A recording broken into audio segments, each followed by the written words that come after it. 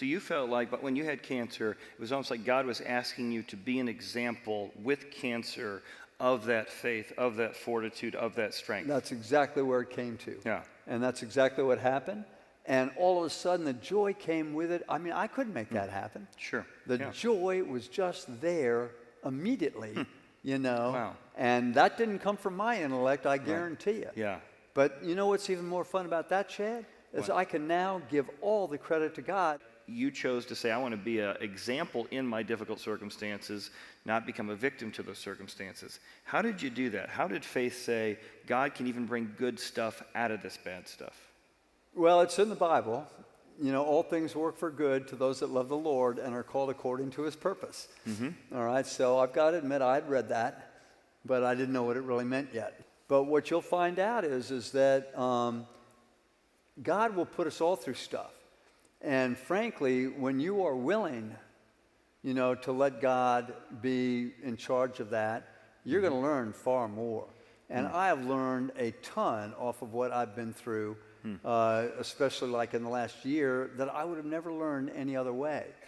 And, you know, so one of the things that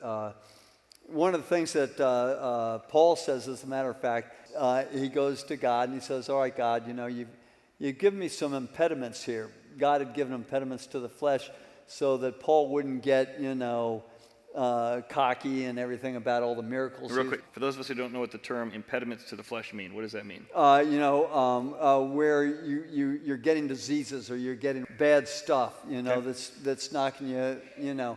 And so we don't know exactly what Paul's impediments were. Some think he was blind, you know. People don't really know. Yeah, that's fine. But he had issues where life was made more difficult for him, is what I'm really trying to say. Yeah. And there are times when we all need a little bit of that, you know, where we need some difficulty so that we can really appreciate the good that we've got, and then we can also learn from that and continue moving forward on it. And so Paul says to God, he says, all right, Lord, he says, you know, these impediments, you know, can we get rid of those now? Sure. And God answers him and says, he says, my grace is sufficient for thee, for my strength is made perfect through weakness. And Paul immediately recognized that, and he said, therefore I will glorify in mine infirmities, so that the power of Christ may be with me. All right? And that's just something that Paul had learned as well.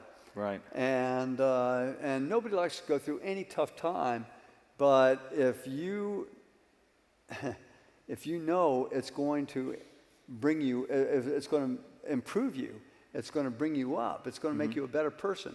It's going to make you kinder to everybody around you. It's going to make you love your family, your friends more.